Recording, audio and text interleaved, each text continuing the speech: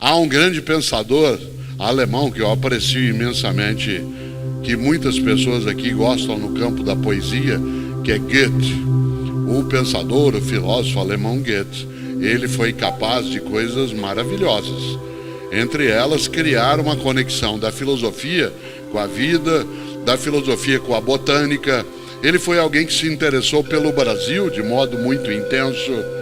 É algo que vários pensadores na Europa deram atenção. Goethe é do século XVIII, uma parte do século XIX, mas teve muita atenção ao Brasil. Aliás, também aqui Feira é uma cidade que chamou a atenção, especialmente, né, do pensador francês Jean-Paul Sartre, que aqui esteve, veio visitar Feira.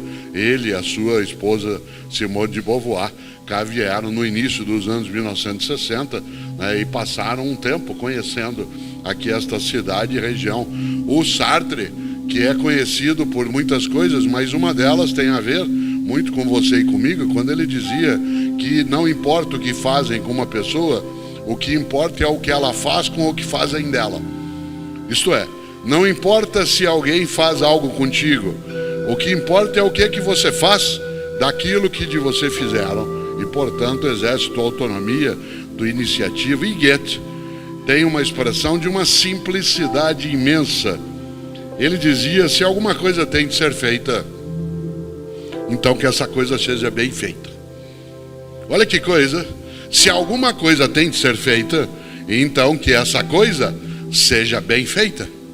Nesta hora, vale, por exemplo, a possibilidade de nós nos lembrarmos de homens e mulheres que nesses 30 meses, por exemplo, se dedicaram pelo mundo afora e também no nosso país a fazer bem feita a nossa proteção, a fazer bem feito o nosso cuidado, a fazer toda uma atividade no campo das morsas de saúde que nos protegessem a ponto de nós estarmos 30 meses após o horror pandêmico que ainda persiste de um outro modo, estarmos aqui todas e todos nessa noite.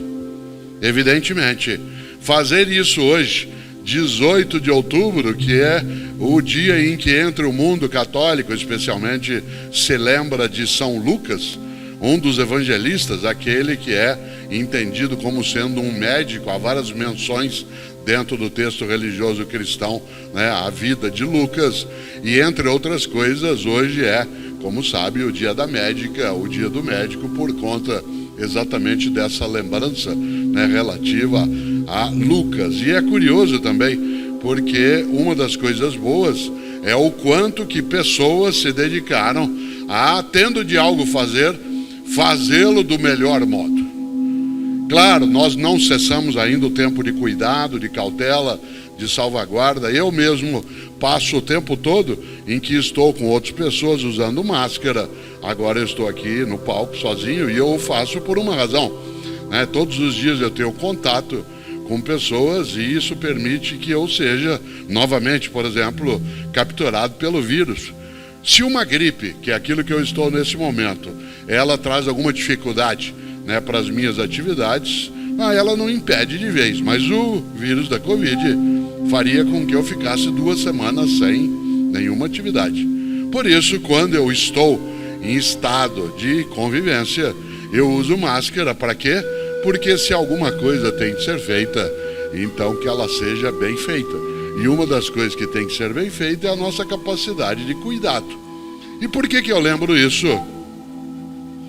Porque no dia 18 de outubro do ano de 1915, isto é, há 107 anos, nasceu em Uberlândia, no Triângulo Mineiro, um dos mais estupendos artistas brasileiros.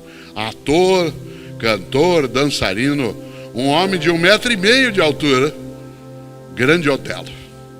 Grande Otelo, que muita gente teve a ocasião de ver em apresentações no cinema. Uma ou outra de nós teve a ocasião, como pessoa, de vê-lo em apresentações. Uma parcela de vocês o viu, né, nas versões mais antigas da escolinha do professor Raimundo, quando ele fazia, né, uma personagem que, quando chamado, dizia Quiqueres, né? E é interessante porque Grande Otelo, um homem de 1,5 metro, que nasceu exatamente há 107 anos. e que morreu em 1993 na cidade de Paris, produziu arte de altíssimo nível. E uma das coisas mais maravilhosas feitas por Grande Otelo, alguém que quando representou, o fez do seu melhor modo, a tal ponto que ele é absolutamente admirado, né, dentro da arte brasileira, especialmente por quem tem mais idade, que portanto teve ocasião, né, de presenciá-lo em várias situações. O mais forte é que Grande Otelo, em 1969, ele participou de um dos filmes mais estupendos da filmografia brasileira, que é Macunaíma. Provavelmente poucas pessoas aqui viram Macunaíma no cinema, afinal quase ninguém aqui havia nascido em 1969, as mulheres nenhuma, uma parte dos homens sem dúvida já houvera nascido. E uma das coisas boas é que em 1969, faz tempo, o cinema lançou o filme Macunaíma. E Macunaíma, como sabe, é uma obra de Mário de Andrade, um paulistano que escreveu esse livro no ano de 1928. E esse livro, ao ser levado para o cinema, teve como seu intérprete central Grande Otelo.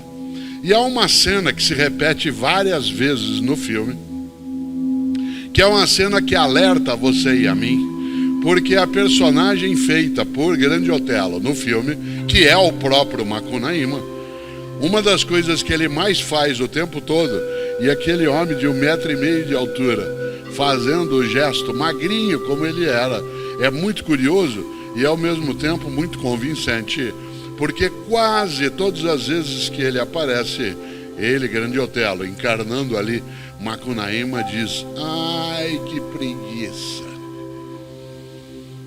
Ai, que preguiça! Preguiça de quê? De fazer alguma coisa, de ter de me esforçar, de ir lá, como lembrou o Pedro, tirar o leite da vaca. Ai, que preguiça! Vocês sabem, eu mencionava há pouco Lucas, né, um dos grandes nomes dentro do cristianismo na história, e uma das coisas mais fortes é que o passado, especialmente no século IV, o mundo cristão, ele organizou pecados capitais, isto é, os pecados mais brutos em relação à possibilidade de nós degradarmos, né, a nossa vida, chamados também de 7 pecados capitais. Aí eles deixaram de ter uma relevância e no século XIII, um dos maiores teólogos da história e filósofo, Tomás de Aquino, organizou de novo os 7 pecados capitais. A gente os encontra hoje na maneira como Tomás de Aquino, né, o fez. E um dos pecados capitais é a preguiça.